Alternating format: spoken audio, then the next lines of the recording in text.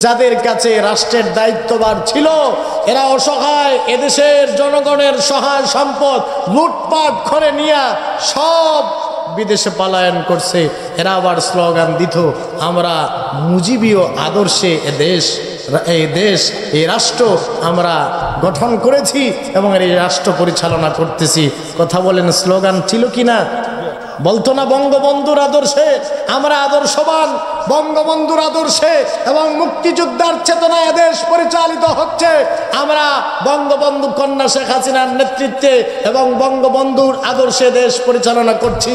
আমি তাদেরকে প্রশ্ন করতে চাই, ভাই এতদিন পর্যন্ত যে আদর্শের স্লোগান দিয়েছো, তোমাদের দাবি যদি সত্য হয় তাহলে তোমরা প্রমাণ করে দিয়েছো তোমরা চোরের গোষ্ঠী এবং তোমাদের জাতির পিতা বঙ্গবন্ধু চোর ছিল। নতুবা তোমাদের দাবি মিথ্যা, বঙ্গবন্ধু একজন ভালো আদর্শবান মানুষ ছিল। তোমরা তোমাদের পকেট ভারী করার জন্য বঙ্গবন্ধুর স্লোগান দিয়ে এদেশের মানুষের জনগণের অধিকার লুটে পুটে খেয়ে এখন দেশটাকে শূন্য বানিয়েছো। কথা বলেন ঠিক কিনা? বর্তমানে যারা জিয়ার সৈনিক বলে স্লোগান দিচ্ছে, এখানে আপনারা অনেকেও আছেন, অনেকে সেই দলকে সমর্থন করেন। আমি আপনাদেরকে ছোট করার জন্য বলছি না। জিয়ার আদর্শের সৈনিক, জিয়ার সৈনিক বলে যারা স্লোগান দিবে এরা চাঁদাবাজি করতে পারবে না। কারণ যদি চাঁদাবাজি করো, টেন্ডারবাজি করো, সন্ত্রাসী করো, তাহলে বোঝা যাবে তোমাদের রাজনীতির যেই মহান নেতা শহীদ প্রেসিডেন্ট জিয়াউর রহমান, যদি তোমরা চাঁদাবাজি করো তাহলে প্রমাণ করবে যে ওনার আদর্শের চাঁদাবাজি আছে। মরহুম প্রেসিডেন্ট শহীদ জিয়াউর রহমান উনি একজন চাঁদাবাজ ছিলেন, উনি একজন সন্ত্রাসী ছিলেন। যদি ওনার আদর্শ লালন করো তাহলে তোমাদেরকে চাঁদাবাজি করতে পারবে না, চাঁদাবাজি করতে পারবে না, টেন্ডারবাজি করতে পারবে না, দর্শন ছিনতাই করতে পারবে না। কারণ এগুলা করলে বাংলাদেশ কোনোদিন আদর্শের মুখ দেখবে না। ইয়া ইলাহি দেখা দে হামেं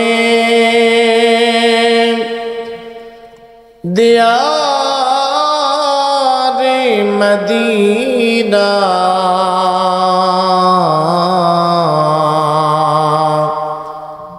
इलाही बना दे हमें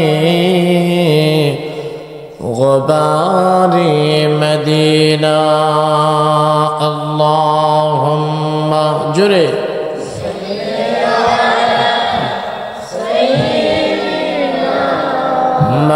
मौलाना मुहम्मद व अला आली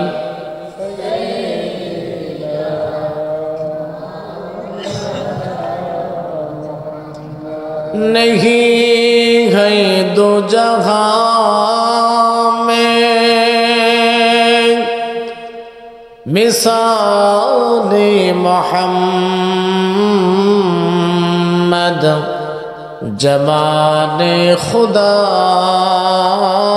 है कमाल मोहम्मद अल्लाहुम्मा सल्ली अला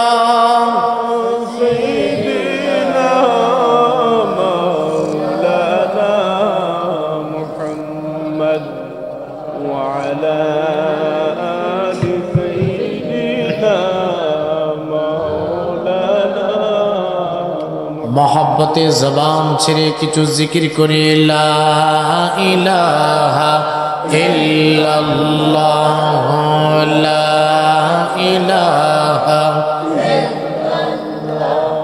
ला इलाहा इल्लल्लाह ला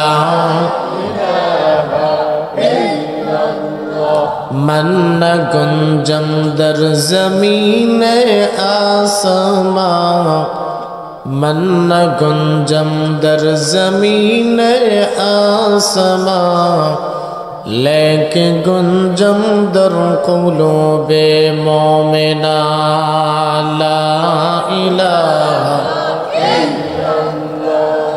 ला इलाहा इल्लल्लाह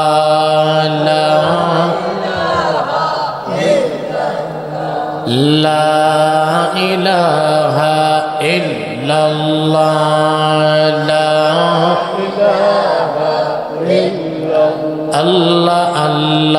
क्या मुबारक नाम है अल्लाह अल्लाह क्या मुबारक नाम है अल्लाह अल्लाह आशिकों का काम है ला इलाहा इल्लल्लाह ला इलाहा इल्लल्लाह ला इलाहा इल्लल्लाह ला इलाहा इल्लल्लाह ला इलाहा अल्लाह अल्लाह बोलो बंदे अल्लाह अल्लाह बोलो जिक्र अल्लाह करती हुई राह जन्नत चलो ला इलाहा इल्लल्लाह इल्लल्लाह जोड़े ला इलाहा इल्लल्लाह ला इलाहा ला इलाहा इल्लल्लाह मुहम्मदुर रसूलुल्लाह सल्लल्लाहु अलैहि वसल्लम सुब्हानक ला इल्म लना इल्ला मा अल्लमतना इन्नक अंतल अलीमुल हकीम। अल्हम्दुलिल्लाह কিশোরপুর গ্রামবাসীর মর্দেগানের ইসালে সব উপলক্ষে আয়োজিত অধ্যকার চতুর্থ বার্ষিক ওয়াজদোয়ার মাহফিলের অত্যন্ত শ্রদ্ধাভাজন সভাপতি আলহাজ নজির উদ্দিন সাহেব মতবল্লী কিশোরপুর জামে মসজিদ বারাকাল্লাহু ফি হায়াতিহি ওয়া সিহহাতিহি সকলে পড়ে আমিন। মাহফিলের উদ্বোধক আলহাজ জনাব আখলুক হুসাইন পীর সাহেব খলিফা ফুলতলি বারাকাল্লাহু ফি হায়াতিহি সকলে পড়ে আমিন। প্রধান অতিথি হিসেবে জ্ঞান করব বর্তমান সময়ের প্রেক্ষাপট নিয়ে আলোচনা করেছেন আমাদের পীর মুর্শিদের সুযোগ্য নাতি হযরত মাওলানা হাফিজ মারজান আহমদ চৌধুরী ফুলতলি সাহেব। আল্লাহ পাক ভাইজানের হায়াতে সুস্থতায় ইলমে আমলে সব কিছুতে বারাকা নসিব করেন সকলে পড়ে আমিন। আমন্ত্রিত উলামায়ে কেরাম যারা আলোচনা করেছেন আল্লাহ পাক যেন সকলের আলোচনাকে আপনার আমার নাজাতের উসিলা হিসেবে কবুল করেন সকলে পড়ে আমিন। উপস্থিত আছেন মুরব্বিন আযম উলামায়ে কেরাম, সবুজ অবুজ কচি কচি মাসুম বেগুনা বাচ্চারা, স্কুল কলেজ ইউনিভার্সিটির ছাত্র ভাইরা, পর্দার অন্তরালে অবস্থানরত অধীর আগ্রহে শ্রবণরত আবেদা সালেহা মোমেনা পর্দানিসীন মা বোনেরা, মহিয়ান গরিয়ান আজিম ও শান আল্লাহ পাকের শাহানশাহী দরবারে অন্তরের অন্তঃস্থল থেকে মন প্রাণ হৃদয় উজাড় করে সমস্ত আবেগ অনুভূতি ব্যক্ত করে সমস্ত কৃপণতা বর্জন করে আল্লাহ পাকের শাহানশাহী দরবারে কালেমাতুশ শুকর আদায় করছি, যিনি অত্যন্ত মহব্বত করে আমাদেরকে ভালোবেসে শতব্যস্ততা উপেক্ষা করে আজকে মসজিদ সম্মুখস্থ পানি আমাদেরকে আসার বসার কোরআন হাদিসের এই আলোচনা শোনার সুযোগটুকুন যে রব্বে কায়নাত দান করেছেন, অনার শাহানশাহী দরবারে আমরা কালেমাতুশ শুকর আদায় করছি উচ্চ কণ্ঠে একবার পড়ে আলহামদুলিল্লাহ। প্যারা হাজিরিন, কর্তৃপক্ষ আমাকে একটা বিষয় নির্ধারণ করে দিয়েছেন কথা বলার জন্যে। আদর্শ সমাজ গঠনে যুব সমাজের ভূমিকা, যুবকদের নিয়ে কথা বলার জন্যে কর্তৃপক্ষ আমাকে নির্ধারিত বিষয় দিয়েছেন। যুব সমাজের আলোচনা শোনার জন্য আপনারা সবাই এসেছেন, বৃদ্ধ বাবারা, আপনাদের তো সাবজেক্ট নাই, থাকবেন না যাইবেন? থাকবেন তো,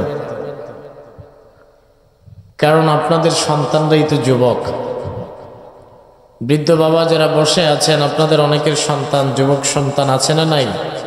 একটু আওয়াজ দিয়ে কথা বলেন, আছে না নাই? আদর্শ সমাজ গঠনে যুব সমাজের ভূমিকা। আমরা যেহেতু মানুষ, আর মানুষ হচ্ছে সামাজিক জীব, মানুষ সংঘবদ্ধভাবে বসবাস করে। মানুষ জীবজন্তু জানোয়ারের মতে, অন্যান্য চতুষ্পদ পশু প্রাণীর মতো সমাজহীন বসবাস করতে পারে না। আমাদের সমাজ আছে না নাই? জোরে বলেন, একটু আওয়াজ দিয়ে কথা বলতে হবে। সমাজ আছে না নাই? আছে। আমরা সামাজিক জীব, সুতরাং সমাজটা যেমন তেমন সমাজ হলে তো চলবে না। আমাদের একটা আদর্শ সমাজ প্রয়োজন। আদর্শ সমাজ এটা গঠন করার জন্যে যুবকদের ভূমিকা অপরিসীম। আদর্শ সমাজ গঠন করতে হলে আদর্শ যুবকের প্রয়োজন। কথা বলেন ঠিক কিনা? আপনাদের অত্র এলাকায় অনেকটা পরিবার আছে, মনে করেন বোঝার জন্য আমি এক্সাম্পল দিচ্ছি। একটা পরিবার, এই পরিবারে একজন বাবার 4টা সন্তান। কয়টা সন্তান?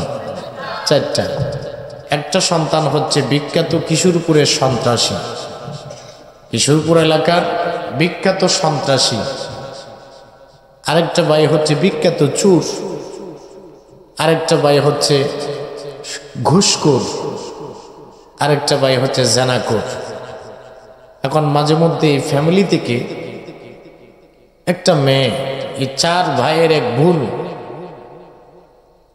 কোন একটা পরিবার, অন্য একটা এলাকার একজন ছেলে এই ফ্যামিলি থেকে একটা মেয়ে নেবে। তো কোনো একটা ফ্যামিলিতে আত্মীয়তা করার জন্যে সিক্রেটভাবে খোঁজখবর নেয়নি। কথা বলেন, এই ফ্যামিলির সাথে আত্মীয়তা হবে, এই ফ্যামিলির মানুষগুলো কেমন, পরিবারটা কেমন, সিক্রেটভাবে আগে খোঁজখবর না হয়। লোকটা গ্রামের মধ্যে আসলো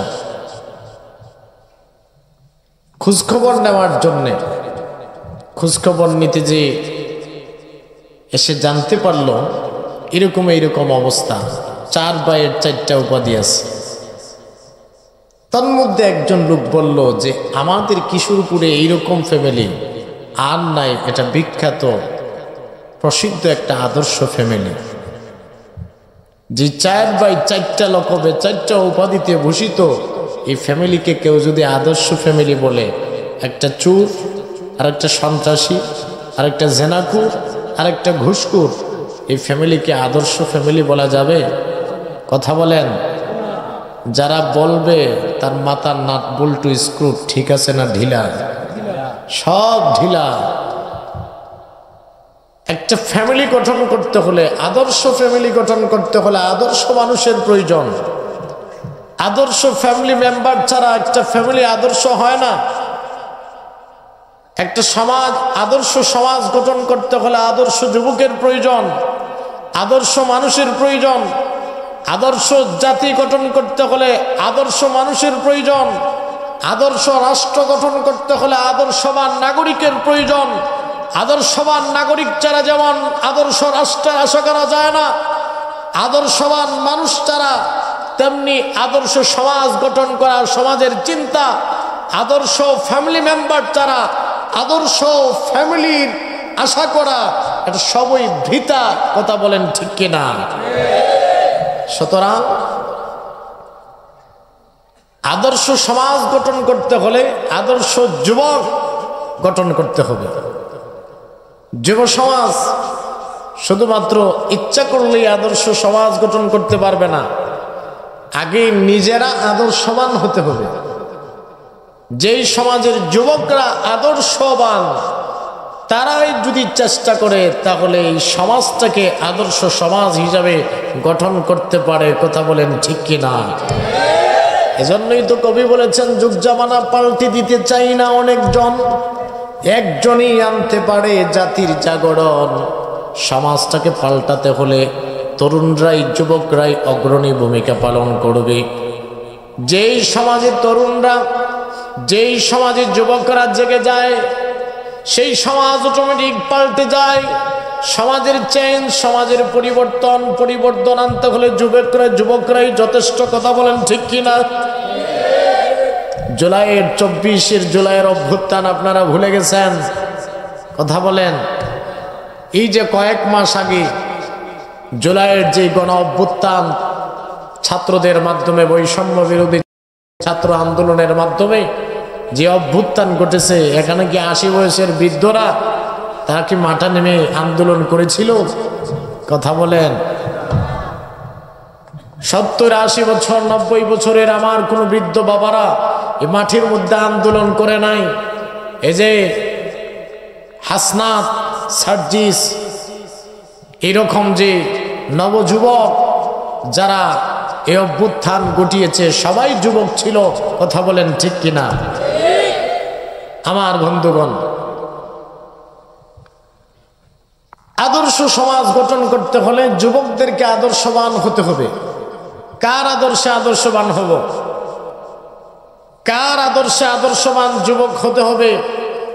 পৃথিবীর জমিনে সৃষ্টির শুরু থেকে নিয়ে কিয়ামত পর্যন্ত এমন একজন মহামানব, এমন একজন শ্রেষ্ঠ মানব, এমন একজন নবী এবং রাসূল আমরা পেয়েছি। আল্লাহ পাক প্রেরণ করেছেন যে রাসূল সর্বশ্রেষ্ঠ নবী এবং রাসূল, যার আদর্শের তুলনা পৃথিবীতে নাই। আমরা সেই রাসূলের আদর্শে আদর্শবান হতে রাজি আছি তো ইনশাআল্লাহ? জোরে বলেন ইনশাআল্লাহ। আমি আমার পূর্বে আলোচনা শুনেছি, আমাদের প্রধান অতিথি সার গর্ব জ্ঞান গর্ব আলোচনা করেছেন। যুবকদেরকে উৎসাহিত করার জন্যে ইসলামিক তহজিব, তামাদ্দুন, ইসলামিক কৃষ্টি কালচার, সংস্কৃতি, এগুলা নিয়ে যে গুরুত্বপূর্ণ আলোচনা করেছেন, এটা আমারই সাবজেক্টের একটা অংশ। আপনি যদি দুনিয়ার জমিনের কোনো একজন নেতার আদর্শ মানেন, সেই নেতার আদর্শে কলম ধরার মতো আরো 100 জন মানুষ আছে। আপনি যদি পৃথিবীর বিখ্যাত একজন রাজনীতিবিদ, অর্থনীতিবিদ অথবা অন্যান্য একজন দার্শনিক, যে কোনো একজন নেতাকে আপনি ফলো করেন, তার আদর্শ আপনি মানতে চান, তাহলে তার আদর্শটা আপনার জন্য 100% না। তার আদর্শের ব্যাপারে কোনো সার্টিফিকেট নাই, কিন্তু আহকামুল হাকিমিন রাব্বুল আলামিন আমার আপনাকে যে নবী দান করেছেন, সরকার দু আলম নবী মুহাম্মদুর রাসূলুল্লাহ সাল্লাল্লাহু আলাইহি ওয়াসাল্লাম, এমন একজন নবী আল্লাহ পাক আপনাকে আমাকে দান করেছেন, যার আদর্শের সার্টিফিকেট আরশে আজিমের মালিক দিয়েছে। আল্লাহু আকবার। আল্লাহ পাক বলেন, ইন্নাকা লাআলা খুলুকিন আযীম। আমার হাবিব, মক্কার কাফির মুশরিকেরা আপনাকে পাগল বলে, কিন্তু আমি আল্লাহ পাক আপনাকে সার্টিফিকেট দিচ্ছে গো নবীজি, আপনি পাগল না। কারণ পাগলের কোনো আদর্শ নাই, পাগলের কোনো চরিত্র নাই, পাগলের কোনো আখলাক নাই, পাগলের নিচের কাপড় চুপড়ের ঠিক ঠিকানা নাই। মক্কার কাফির মুশরিকরা পাগল বলতে পারে, কিয়ামত পর্যন্ত ইসলাম বিরোধী কাফির মুশরিকরা আপনাকে পাগল বলতে পারে, কিন্তু আমি আল্লাহ পাক আপনার ব্যাপারে সার্টিফিকেট দিলাম, আপনি হচ্ছেন সুমহান আদর্শের অধিকারী, সুমহান চরিত্রের অধিকারী। আপনার আমার চরিত্রের সার্টিফিকেট দেয়। আমরা ইউনিয়ন পরিষদ থেকে চেয়ারম্যানের মাধ্যমে আমাদের সার্টিফিকেট পাই, নাগরিক সনদপত্র। কিন্তু আল্লাহ পাক আপনাকে আমাকে এমন একজন রাসূল দিয়েছেন, যে রাসূলের চারিত্রিক সার্টিফিকেট, আদর্শের সার্টিফিকেট আল্লাহ নিজে দিয়েছেন। সুবহানাল্লাহ। সুতরাং আমি আমার যুবক ভাইদেরকে বলতে চাই, আল্লাহ পাক যেই নবীর আদর্শে, যেই নবীর চরিত্রের সার্টিফিকেট দিয়েছেন, সেই নবীর আদর্শ, সেই নবীর আখলাক আপনার আমার এই 3.5 হাত বডিতে এবং জন্ম থেকে নিয়ে মৃত্যু পর্যন্ত এই অল্প পরিসরের হায়াতের মধ্যে আল্লাহর রসুলের আদর্শ ধারণ এবং লালন করতে কোনো অসুবিধা আছে? জোরে বলেন। যদি আপনি রসুলের আদর্শ আপনার জীবনে বাস্তবায়ন করতে পারেন, তাহলে পৃথিবীর জমিনে আপনি হলেন একজন আদর্শবান মানুষ।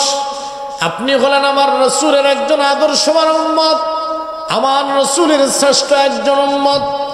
এই উম্মত, আমার রসুলের আদর্শবান উম্মত যদি পৃথিবীর জমিনে আদর্শ সমাজ, আদর্শ পরিবার, আদর্শ রাষ্ট্র গঠনের চেষ্টা করে, আল্লাহ পাক গায়েব থেকে তাকে সাহায্য করবে। বন্ধুগণ আমার, আমি আপনাদের সামনে অল্প সময়ের ভিতরে আমার রসুলের কিছু আদর্শ, আমার রসুলের কিছু আখলাক আপনাদের সামনে উপস্থাপন করব। আল্লাহর নবী, প্যারা নবী রাহমাতুল লিল আলামিন 40 বছর বয়সে নবুয়ত জাহির হয়েছে। আমার নবীজি 40 বছর পূর্ণ হওয়ার পরে নবুয়ত জাহির হয়েছে, নবুয়ত প্রকাশ পেয়েছে। নবীজি আমার 40 বছরের নবী হন নাই। যারা বলে 40 বছরে নবী হয়েছেন, কথাটা ভুল। নবী হয়েছেন তখন কুনতু নাবিয়্যাও ওয়া আদামু বাইনাল মাই ওয়াত তিন, যখন আল্লাহ পাক আদম আলাইহিস সালাতু ওয়াস সালামকে তৈরি করেন নাই। আদম আলাইহিস সালাতু ওয়াস সালামের একটা অংশ মাটি, আরেকটা অংশ ছিল পানি। পানি এবং মাটি দুইটার সংমিশ্রণে আদম আলাইহিস সালাতু ওয়াস সালামের দেহটা তৈরি করা হয় নাই। তখনও আমার নবী আল্লাহর দরবারে নবী। ওয়াফি রিওয়ায়াতিন বাইনার রূহি ওয়াল জাসাদ, আল্লাহর নবী, প্যারা নবী রাহমাতুল লিল আলামিন তখনও আল্লাহর দফতরে নবী ছিলেন। যখন আল্লাহ পাক আদম নবীর দেহটা এক জায়গায়, রুহুটা আরেক জায়গায়, দেহ এবং রুহু একত্রিত করে আদম নবীকে তৈরি করেন নাই, তখন থেকে আল্লাহ পাকের দরবারে আমার আপনার নবী ছিলেন। সুতরাং 40 বছর বয়সে নবুয়ত জাহির হয়েছে। কি হয়েছে? নবুয়ত প্রকাশ পেয়েছে। নবীজি আমার রসুলের কাছে ওহী আসার পূর্বে গারে হেরায় আল্লাহর নবীজি জাবালে নূর, যে পাহাড়ে কোরআন নাজিল হয়েছে, ওই পাহাড়ের মধ্যে একটা গুহা ছিল। সেই গুহার মধ্যে নবীজি ধ্যানমগ্ন হতেন। সেখানে আল্লাহ পাকের ইবাদত বন্দেগীতে সময় অতিবাহিত করতেন। রাসূল করিম সাল্লাল্লাহু আলাইহি ওয়াসাল্লাম আল্লাহ পাকের ধ্যানমগ্ন অবস্থায় হঠাৎ একদিন জিবরিল আমিন আগমন করলেন। লম্বা হাদিস, বুখারীর বর্ণনা, আমি সেটা বলতে চাচ্ছি না। জিবরিল আমিন রাসূলের কাছে আগমন করলেন। নবীজি বলেন, রাআইতু জালিসান আলা কুরসিয়্যিন বাইনাস সামাই ওয়াল আরদ, আমি দেখতে পেলাম আসমান জমিনের মধ্যখানে মহাশূন্যে একটা চেয়ারের মধ্যে কে যেন বিকট আকৃতিতে বসে আছে। আল্লাহ রসুল দেখলেন, রসুল আতঙ্কিত হয়ে গেলেন। এরকম উপর্যুপরি রসুল কয়েকবার ওনাকে দেখেছেন। এরপরে সরাসরি রসুলের কাছে গারে হেরাতে জিবরিল আমিন আগমন করেছে। সুবহানাল্লাহ পড়েন। জিবরিল আমিন আল্লাহ নবীজির সামনে এসে নবীজিকে ডাক দেয়, ইয়া মুহাম্মদ ইকরা। নবীজি জবাব দেন, মা আনা বিকারিন। জিবরিল বলে, হে মুহাম্মদ পড়ুন। নবীজি আমার বললেন, আমি পাঠক নই। এই জায়গায় অনেকে মিস্টেক করে বলে, অর্থটা এরকম করে নবীজি বলেছেন আমি পড়তে জানি না, এই কথাটা ভুল। রাসূল বলেছেন, মা আনা বিকারিন, আমি পাঠক নই। যারা বলে আমি পড়তে জানি না, এটার আরবি হলো লা আদরি বিকিরাআতান, আমি পাঠ করতে জানি না। কিন্তু অনেকে বলে মা আনা বিকারিন, অর্থ আমি পাঠক নই। এ কথার তর্জমা আমি পড়তে জানি না বললে রাসূলের সম্মান হানি করা হয়। কথা বলেন ঠিক কিনা? জোরে বলেন। আল্লাহর নবী প্যারা নবী জবাব দিলেন মা আনা বিকারিন। কারি বুঝেন তো? রমজান মাসে যারা দারুল কেরাতে পড়ায় না, তাদেরকে আপনারা কি বলেন? কারি সাহেব, অর্থাৎ কোরআনের পাঠক সাহেব। কারি অর্থ পাঠক। রাসূল বললেন মা আনা বিকারিন, আমি পাঠক নই। রাসূল বুঝায় দিলেন আমি পড়তে আসি নাই, বুইস্তু মুআল্লিমা, আমি পড়াইতে আসছি। আল্লাহু আকবার। আওয়াজ দিয়ে বলেন আল্লাহু আকবার। রাসূল বললেন আল্লাহ আমাকে শিক্ষক বানায় পাঠাইছে, তুমি জিবরিলের কাছে পড়তে আসি নাই। সুবহানাল্লাহ। আমার বন্ধুগণ, রাসূলুল্লাহ জবাব দিলেন মা আনা বিকারিন, আমি পাঠক নই। জিবরিল আমিন আল্লাহর রাসূলকে আকড়ায় ধরলেন, ফাআখাযানি ফাগাত্তানি। জিবরিল আমিন আল্লাহর রাসূল কি পাকড়াও করে ধরলেন, জোরে চাপ মারলেন, ফারসালানি, এরপরে আবার ছাড়লেন। ছাড়ার পরে বললেন ফাকালা ইয়া মুহাম্মদ ইকরা, হে মুহাম্মদ আপনি পড়েন। রাসূলুল্লাহ আবার জবাব দিলেন মা আনা বিকারিন, আমি পাঠক নই। এইরকম ভাবে উপর জুপড়ি তিনবার, 3 নম্বর বার ছাড়ার পরে রাসূল বললেন ইকরা বিসমি রাব্বিকাল্লাযী খালাক, খালাকাল ইনসানা মিন আলাক, ইকরা ওয়া রাব্বুকাল আকরাম আল্লাযী আল্লামা বিল কলম আল্লামাল ইনসানা মা লাম ইয়ালাম। সুবহানাল্লাহ বলেন। আমার বন্ধুগণ, আল্লাহর নবীজির কাছে সর্বপ্রথম সূরাতুল আলাকের 5খানা আয়াত নাজিল হয়েছে। সর্বপ্রথম এই 5খানা আয়াত নিয়ে নবীজি ঘরে ফিরলেন। এমন অবস্থায় আম্মাজান খাদিজাতুল কুবরা সহ ঘরের মধ্যে যারা ছিল তাদের সবাইকে ডাক দিয়া বললেন জাম্মিলুনি জাম্মিলুনি, তোমরা আমারে কম্বল আবৃত করে দাও, আমার গায়ে কম্বল জড়ায় দাও, কারণ আমার শরীরের মধ্যে ঝড় অনুভব করতেছি, আমার শরীরে তাপ অনুভব করতেছি। আল্লাহর নবী প্যারা নবী রাহমাতুল লিল আলামিন কি আম্মাজান খাদিজাতুল কুবরা রাদিয়াল্লাহু তাআলা আনহা কম্বল আবৃত করে দিলেন। জ্বর উঠলে মানুষের গায়ে কম্বল তো বাড়লে তুষকিগুলা দিতে হয়, কারণ শীত নিবারণ করার জন্যে। কিছু সময় পর আল্লাহর রসুলের জ্বরটা একটু কমে গেল। নবীজি আমার গোটা ঘটনাটা, পাহাড়ে গারে হেরার যে ঘটনা, সেই ঘটনা আগাগোড়া বর্ণনা করলেন। আল্লাহর নবী ডাক দেয়া বলেন খাদিজা লাকাদ খাশিতু আলা নাফসি, আমি আমার নিজের প্রাণ নাশের আশঙ্কা করতেছি। আমার সাথে এমন একটা ভয়ানক ঘটনা ঘটেছে, আমি বাঁচি না মরি আল্লাহই জানে। খাদিজাতুল কুবরা রাদিয়াল্লাহু তাআলা আনহা ডাক দিয়ে আমার নবীজিকে সান্ত্বনা দেন, ইয়া মুহাম্মদ, হে মুহাম্মদ আপনি টেনশন করবেন না, কারণ এখনো পর্যন্ত খাদিজাতুল কুবরা জানেন না আল্লাহর নবী যে নবী হয়েছেন। এখনো পর্যন্ত খাদিজাতুল কুবরা বুঝতে পারেন নাই। ডাক দিয়া বললেন স্বামী গো, আপনি বিব্রত হবেন না, আপনি টেনশন করবেন না। কাল্লা ওয়াল্লাহি লা ইউখজিকাল্লাহু আবাদা। সুবহানাল্লাহ। আরো আস্তে কোন সুবহানাল্লাহ। আওয়াজ দিয়া বলেন আল্লাহু আকবার। খাদিজাতুল কুবরা বলতেছেন কাল্লা, কখনো নয়, ওয়াল্লাহি আল্লাহর কসম। আল্লাহর নামে কসম খাওয়াতে বোঝা যায় খাদিজাতুল কুবরা তখনও পর্যন্ত ইমানদার ছিলেন। সুবহানাল্লাহ।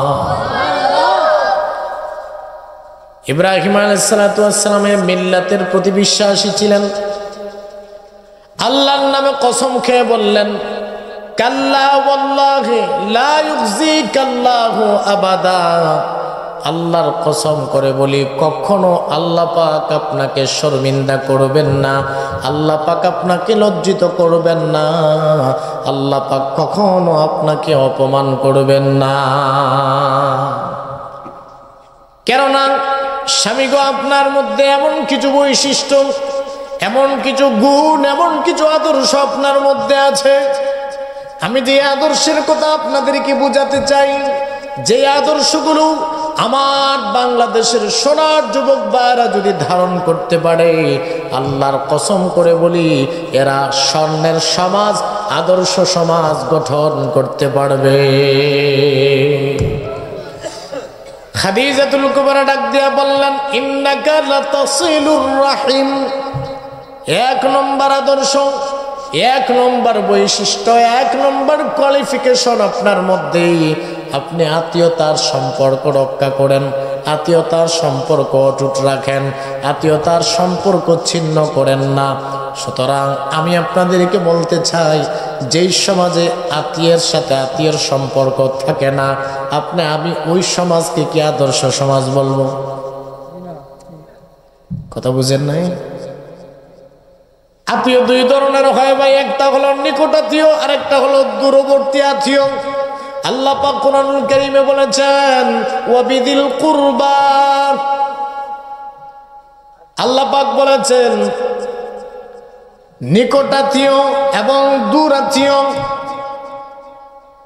দুই ধরনের আত্মীয় হয়। ভাই ভাইয়ের নিকট আত্মীয়, বোন ভাইয়ের নিকট আত্মীয়, ফুফু ভ্রাতুষ্পুত্রের নিকটাত্মীয়, চাচা বাতিজার নিকটাত্মীয়। কথা বুঝাইতে পারছি? যেই ফ্যামিলিতে ভাইয়ের সাথে ভাইয়ের সম্পর্ক নাই, যে ফ্যামিলিতে বোনের সাথে ভাইয়ের সম্পর্ক নাই, আত্মীয়তার সম্পর্ক ছিন্ন হয়ে গেছে। কেন তুই ফরাইজ নিলি? ফরাইজ নিলে সম্পর্ক নষ্ট হয়ে যায় না? কথা বুঝতে পারছেন? বাবার সম্পত্তিতে মেয়ের অংশ আছে না নাই? এখন বোন যদি তার বাবার সম্পত্তি নিয়ে নেয়, ফরাইজ সত্য নিয়ে নেয়, তাহলে ভাই ডিক্লেয়ারেশন দিয়ে দেয়, এই যে নিছো জনমের মতো নেও, আর কিন্তু আমার ঘরে পা রাখতে পারবে না। এরকম ভাই আছে না নাই আমাদের সমাজে? সব একেবারে দিয়ে দেয়, আর আসার কোনো সুযোগ নাই। ইসলাম এটা বলে না। ইসলাম বলে সে তার বাবার সত্য নিয়েছে ঠিক, এর পরবর্তীতে যে সম্পর্ক সেটা হবে আত্মীয়তার সম্পর্ক। এরপরে তুমি তাকে জিজ্ঞাপুষিশ করবে, তার খোঁজ খবর নিবে, তার সাথে যে মেহমানদারি করবে, সেটা হলো আত্মীয়তার সম্পর্ক। কিন্তু সে যে অংশ নিয়েছে, এটা আল্লাহর পক্ষ থেকে নির্ধারিত অংশ। কথা বলেন ঠিক কিনা? কিন্তু আল্লাহর পক্ষ থেকে নির্ধারিত সেই হিস্সা, সে অংশ নেওয়ার কারণে যারা আত্মীয়তার সম্পর্ক নষ্ট করে ফেলে, আল্লাহ রাসূল বলেন লা ইয়াদখুলুল জান্নাতা কাতিউন, যারা আত্মীয়তার সম্পর্ক নষ্ট করে ফেলে, বিচ্ছিন্ন করে ফেলে, এরা জান্নাতে যেতে পারবে না। সুতরাং যে ফ্যামিলিতে ভাই আর বোনের সম্পর্ক নষ্ট হয়ে যায়, যে ফ্যামিলিতে ভাইয়ের সাথে ভাইয়ের সম্পর্ক নাই, যে ফ্যামিলিতে চাচার সাথে ভাতিজার সম্পর্ক নাই, যে ফ্যামিলিতে ফুফুর সাথে ভ্রাতুষ্পুত্রের সম্পর্ক নাই, ওই ফ্যামিলি কি আদর্শ ফ্যামিলি? আর এইরকম সব ফ্যামিলি যদি এইরকমই হয়, তাহলে সব অনেকটা ফ্যামিলি নিয়েই তো একটা সমাজ গঠিত হয়। কথা বলেন ঠিক কিনা? এই সমাজকে আপনারা আদর্শ সমাজ বলবেন? যে সমাজের ভাতিজা অর্থাৎ ভাইয়ের ছেলেরা ফুফুর খোঁজখবর নেয় না, ফুফু অসুস্থ হলেও দেখতে যায় না, চাচার খোঁজখবর নেয় না, চাচা অসুস্থ হলে সেবা শুশ্রূষা করে না। আমার তো জানা মতে এমনও সমাজের এমনও কিছু কাহিনী আমি জানি, চাচা মারা গেলে ভাতিজা জানাজা পড়তেও যায় না, চেহারা দেখতেও যায় না। এটা শুধু চাচার সাথে নাই, ভাইয়ের সাথেও ভাইয়ের এমন সম্পর্ক আছে, মারা গেলে জানাজায় যায় না, চেহারা দেখতেও চায় না। কথা বলেন আছে না নাই? এরকম পরিস্থিতি যদি আমাদের সমাজে বিরাজ করে, এটারে আপনারা আদর্শ সমাজ বলবেন না। আদর্শ সমাজ গঠন করতে হলে আত্মীয়তার সম্পর্ক বজায় রাখতে হবে। আল্লাহর নবী প্যারা নবী রাহমাতুল লিল আলামিন বলেন, তোমাদের মধ্যে যারা প্রশস্ত রিজিক চাও, যদি প্রশস্ত রিজিক চাও আল্লাহ পাক তোমার রিজিক কুশাদা করে দিবেন। এবং তুমি লম্বা হায়াত চাও, তাহলে তোমার জন্য একটা বিষয় করণীয়, সেটা হলো ফালিয়াসিল রাহিমা, সে যেন তার আত্মীয়তার সম্পর্ক বজায় রাখে। নবীজি আমার বললেন আত্মীয়তার সম্পর্ক বজায় রাখলে দুইটা পুরস্কার। নাম্বার 1, আল্লাহ পাক গায়েব থেকে রিজিক বাড়ায় দিবেন, রিজিকের দরজা আল্লাহ পাক খুলে দিবেন, রিজিককে আল্লাহ পাক প্রশস্ত করে দিবেন। 2 নম্বর পুরস্কার, আল্লাহ পাক আপনার হায়াত দৈর্ঘ্য করে দিবেন, হায়াতের মধ্যে বারাকাত দান করবেন, সুস্থতায় বারাকাত দান করবেন। সুতরাং আম্মা জান খাদিজাতুল কুবরা ডাক দিয়া বলেন, নবীজি গো, আপনার মধ্যে এমন একটা আদর্শ আছে, এমন একটা গুণ আছে, ইন্নাকা লাতাসিলুর রাহিম, আপনি আত্মীয়তার সম্পর্ক বজায় রাখেন। আত্মীয়তার সম্পর্ক যারা বজায় রাখে কোনোদিন আল্লাহ পাক তারে শর্মিন্দা বানায় না। সুবহানাল্লাহ, বাড়িতে যাই কইেন। আত্মীয়তার সম্পর্ক যারা অটুট রাখে, আত্মীয়তার সম্পর্ক যারা বজায় রাখবে, তাদেরকে আল্লাহ লজ্জিত করবেন না। কি করবেন না? লজ্জিত করবেন না, অপমানিত করবেন না। যারা আত্মীয়তার সম্পর্ক নষ্ট করে ফেলবে, তাদেরকে অপমানিত করা হবে, এরা সমাজে লাঞ্ছিত হবে, অপমানিত হবে, বঞ্চিত হবে। সুতরাং আম্মা জান খাদিজাতুল কুবরা ডাক দিয়া বলেন, 2 নম্বর, ওয়া তাহমিলুল কাল্লা, আপনার মধ্যে এমন একটা গুণ আছে, এমন একটা আদর্শ আছে, আপনি অপরের বোঝা বহন করেন গো।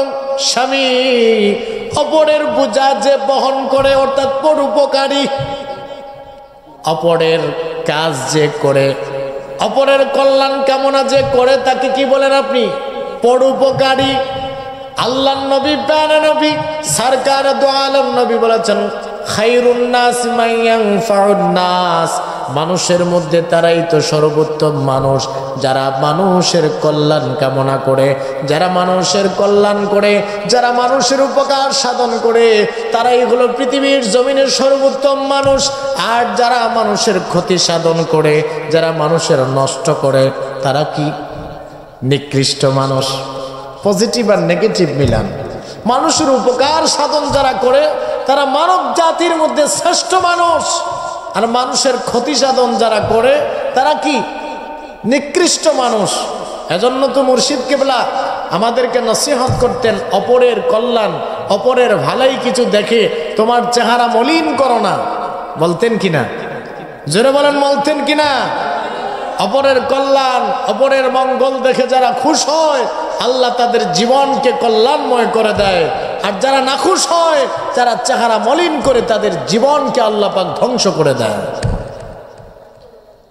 এটা আমার রসুলের হাদিসের সার নির্যাস, প্রিয় মুর্শিদের মুখের বাণী, যে কারো কল্যাণ, কারো মঙ্গল, কারো ভালাই দেখে কপাল কুঁচ করবে না, মলিন করবে না।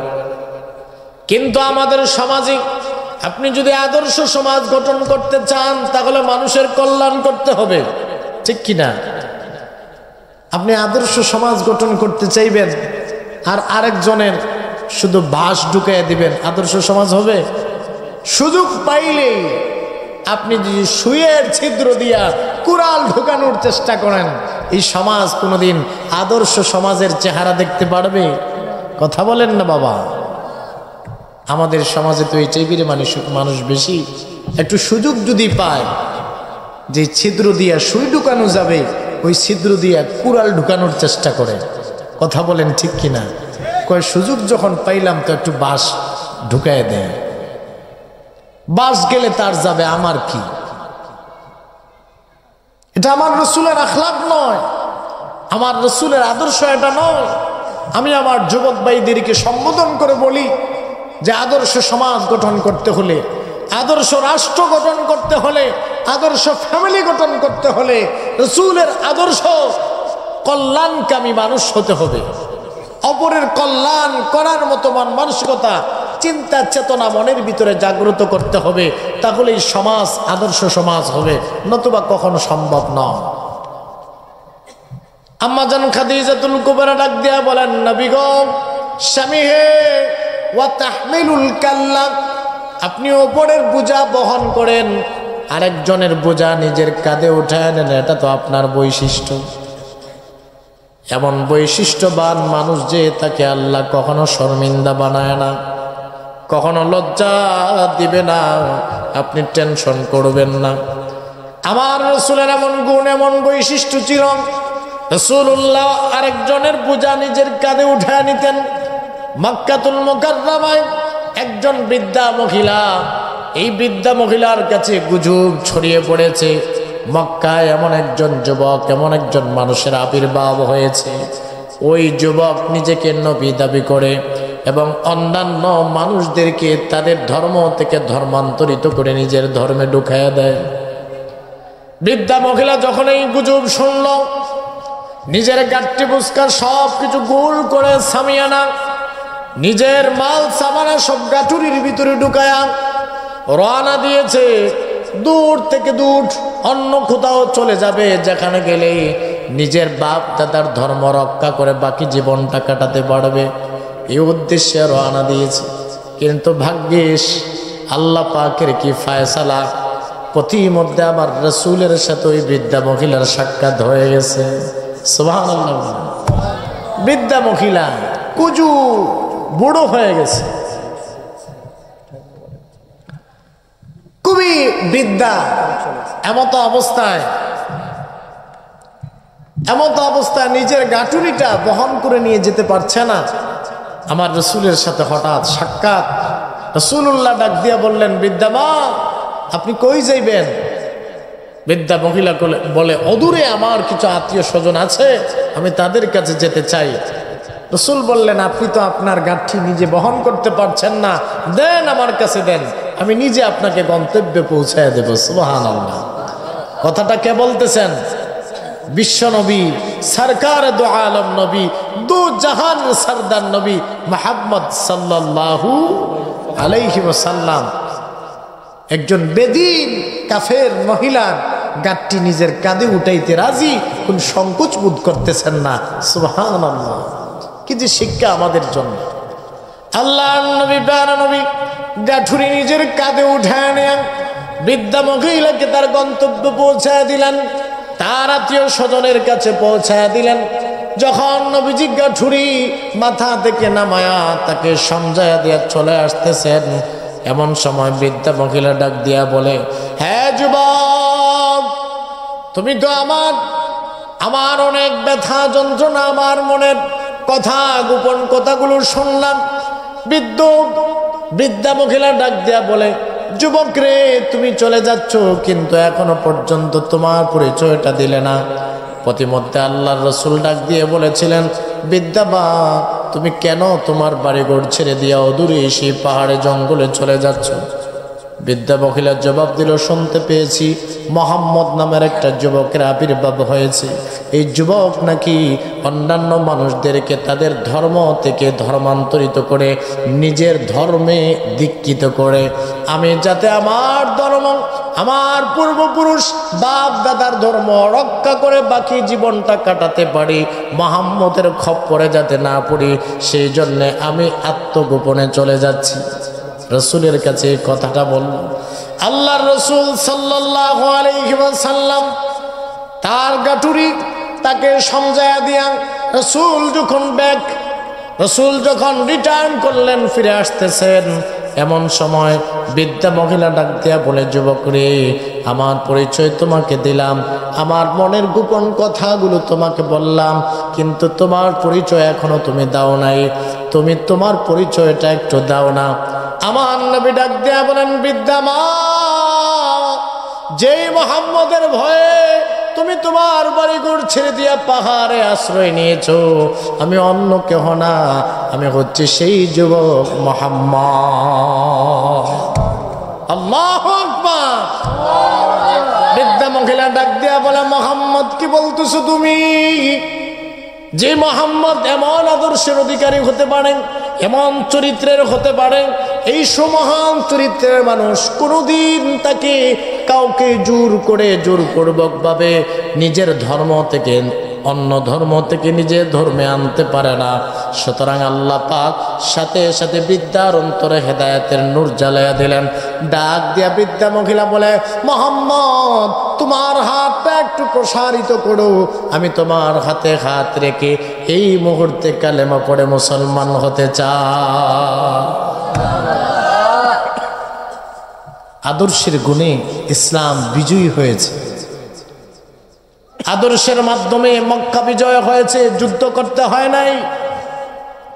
আজও যদি মুসলমানরা তাদের সেই সুমহান আদর্শ ধারণ করতে পারে, ইসলামের সেই সুমহান আদর্শে আদর্শবান হতে পারে, তাহলে আমরা বলতে পারি, দ্বিধাহীন কণ্ঠে বলতে পারি, দ্ব্যর্থহীন কণ্ঠে বলতে পারি, কাফির মুশরিক বেদিনরা মুসলমানদের আদর্শ দেখে, মুসলমানদের আদর্শে উজ্জীবিত হয়ে দলে দলে ইসলামের পতাকা তোলা আশ্রয় নিবে।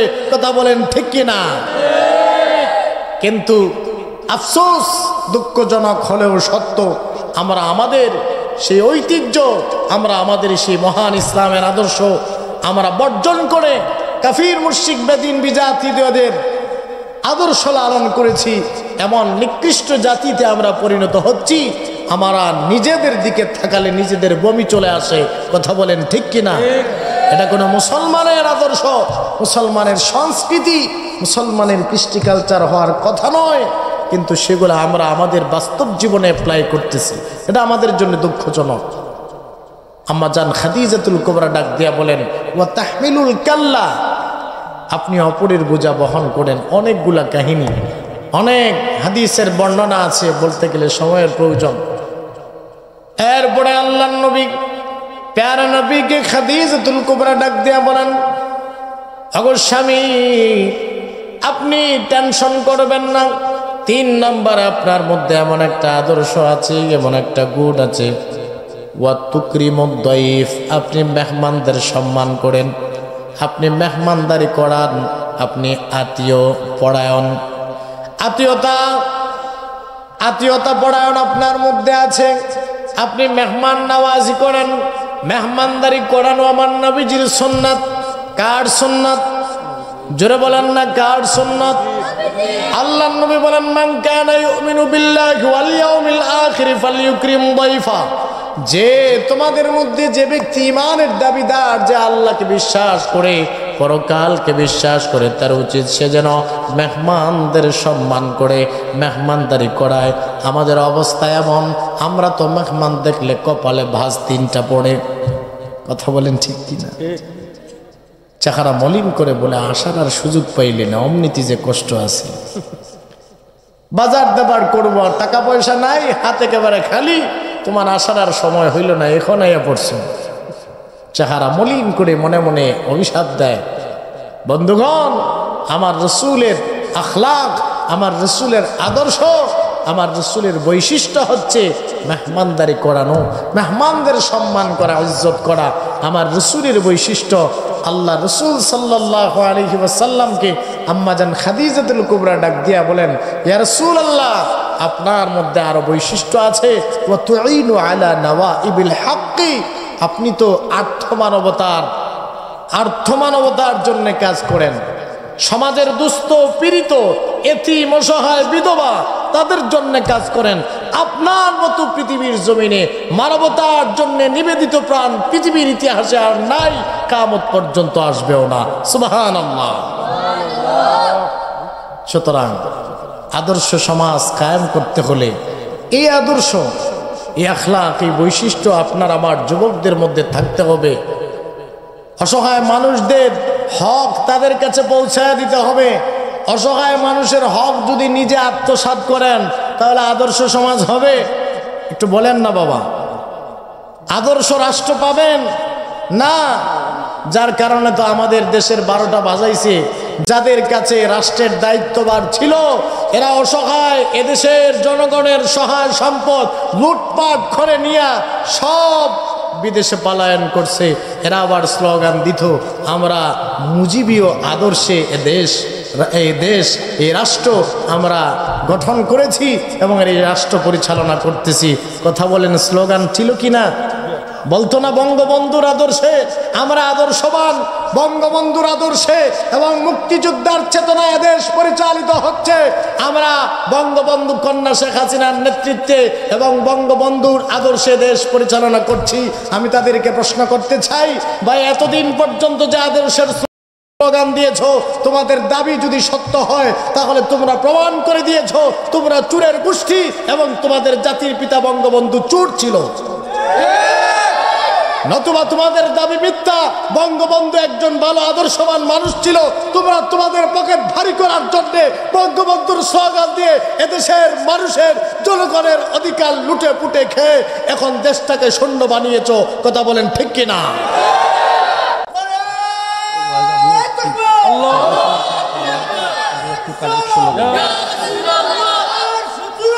হুঁশিয়ার সাবধান, দাবি দুইটার একটা।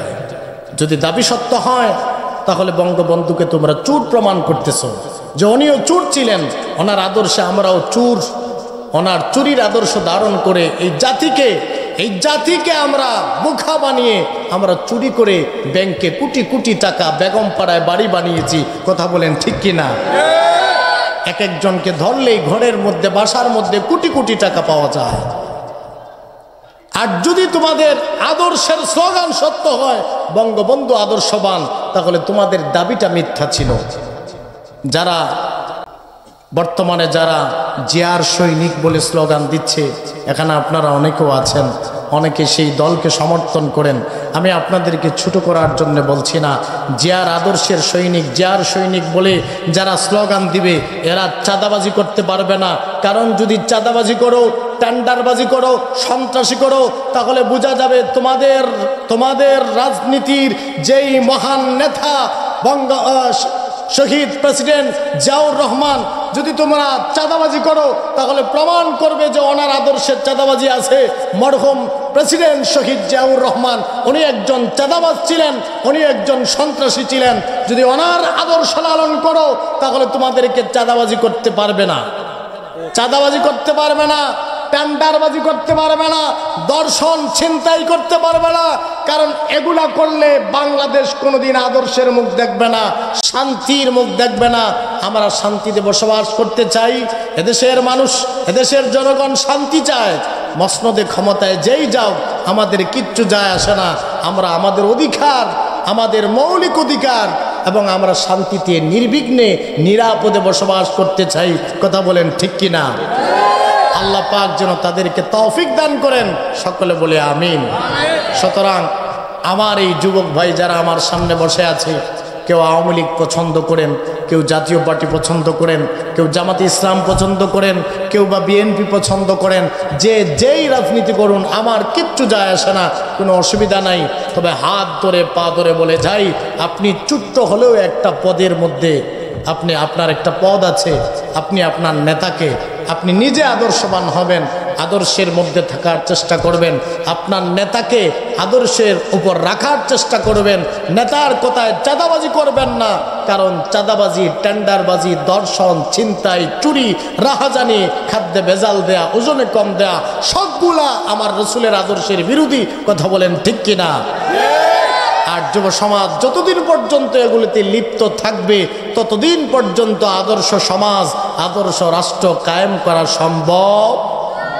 আল্লাহ পাক আমাদের সবাইকে রসুলের আদর্শ ধারণ করার, লালন করার তৌফিক দান করেন। সকলে পড়ে আমিন।